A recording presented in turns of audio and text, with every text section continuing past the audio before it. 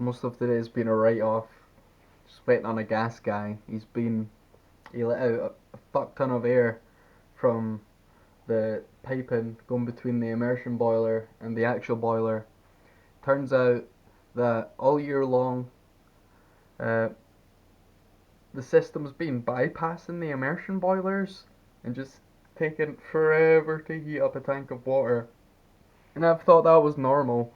So I've just been living on like a tiny little bit of hot water every day for a full year. And I had a run in with my gas company, and they says that your expenditure is 5 times as high as your estimates, which is ridiculous for a one person. And I don't really turn much on during the day, but we finally found the culprit, and it's been the tiny little boiler tiny little boil trying to heat up a tank of water with all this air in the system. And so the longer the boiler runs, trying to heat this water, it's just burning money.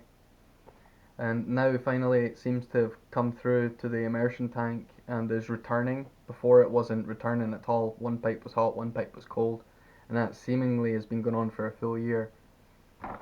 At this point, I'm kind of happy. Now I can go to my electric company and say, I'm not paying a fucking penny. Because over a year, I was quoted £800 something for the year in terms of gas and electricity. And just for the summer months alone, you're talking 6 months, my prices were £1,400, and that's debt on top of the actual price I've been paying every month. So every month I was paying my gas and electricity, hoping or knowing everything was fine, and then all of a sudden they get a proper reading from me. This is the problem with estimates. They go by estimate, and then halfway through the year or a year later they go, actually, we'd like a reading, and they get a reading and they say, oh, you've spent 5 times more than you were supposed to, or something like that. So I've been left with all this debt, and all I've done is live conservatively on a tiny little bit of hot water every day, enough to run half a bath. I can only run half a bath, and then I'm out of water. And it's been a nightmare trying to keep up with washing dishes or washing my body. That shouldn't be the case. At this point now I can go to them and say, ram it up your fucking arse because I'm not paying it. I've told you all along that that's out of order. 5 times more than I was quoted in a year is ridiculous. It's something like 3,000 odd pounds a year just to run the bare minimum for one person. And they said that was on me, as if I was doing something wrong. And it didn't look anomalous to them at all. We done like a full readout of all the appliances and what I was running in here, and the guy was like, yeah, there's a definite like discrepancy between what you're running and what you're paying, but it's on you, bro, it's on you. So now I get to go to them and say, nah, it's on you guys, it's on the council actually. um, when I first moved in here in January, I was told I was getting a new boiler, and it never materialized. There was a bunch of repairs that were supposed to happen, but because of the coronavirus thing, nothing happened. I just sort of lived with repairs needing to fans that rattle, birds living in pipes. Um, Finally, I've got that pipe replaced. That was replaced yesterday. It took for it to break down before they would come out and swap it. I had a gas leak yesterday as well, and it seems all to be a factor of this, the non-use of the immersion boiler thing, because there's been trapped air in it in the system. The man came out today and says that the trap there was causing a lot of noise. I thought it was the fan. Honestly, they replaced the fan yesterday and fixed the gas leak, and then I thought the fan was just rattling and rattling and rattling, but it was trapped air, and that air's been there all year. It's been there all year. It's just not been making noise because the system's not been working. It's not been pushing it around. I don't really know how this stuff works, but these are stories I've been told. The first set of gasmen that arrived told me that my immersion boilers were disconnected. They were disconnected, and I was like, alright, cool, so there's 2 redundant tanks in that cupboard in my living room. Great, I can turn it into a cupboard. So I was looking forward to that, but now, yesterday a man came along and he was like feeling the pipes, going, yeah, I feel them heating up, and I'm feeling them and they're cold as fuck. They're like stone cold. and and right enough there was no hot water in the house, so nothing heated up. It was just talking pish. And then today the guys came across, knocked a whole bunch of air out of the system, and he's told me that it's likely the air will build up again, and I have to switch all the heating off in order to get that out. And he says I'll need to do that every day. For my immersion tanks to heat up, I'm going to need to switch off the heating every single day. So I need to make a choice between water and heating during winter, at least for a few hours in the morning when I wake up, which isn't too bad, but it's not optimal. And if I'm not in the house, I won't have water to come back to.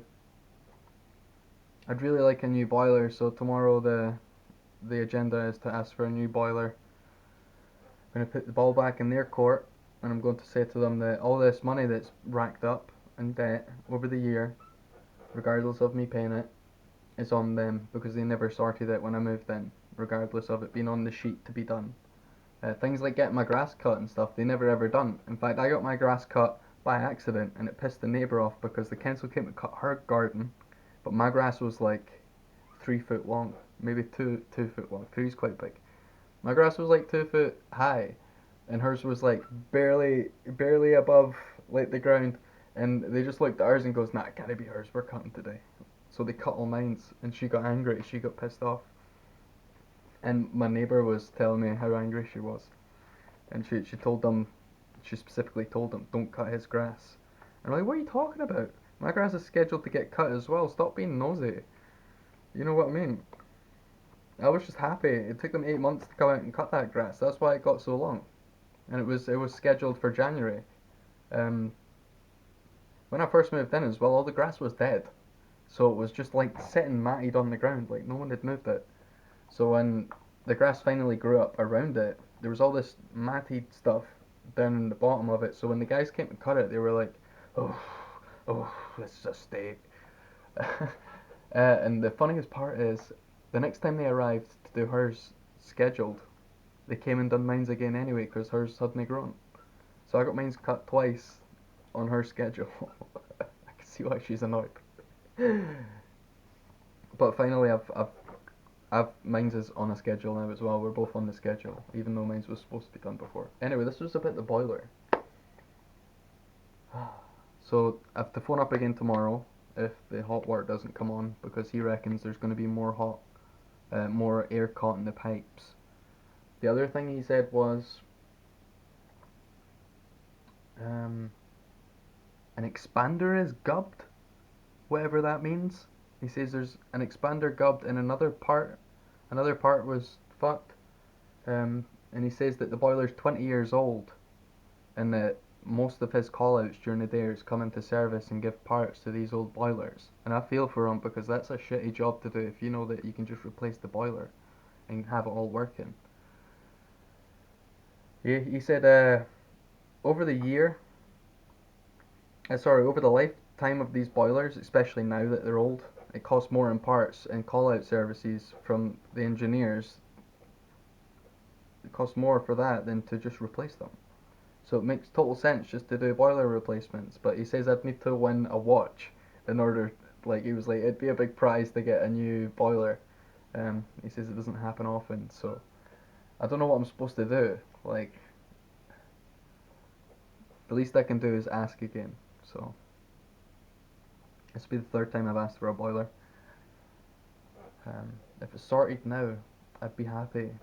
But if my prices continue to be this high, and I'll just ask for a new one. I'll grovel. I'm good at that. I've learned to look a little bit pathetic. It's a learned skill. You learn that if you're born in a council house and you want anything from the council. You have to act as if it's the most important thing in your life right now, and you can't move forward in your life without it. Otherwise, they'll do nothing. Otherwise, they'll do absolutely nothing. Okay. Thanks for watching.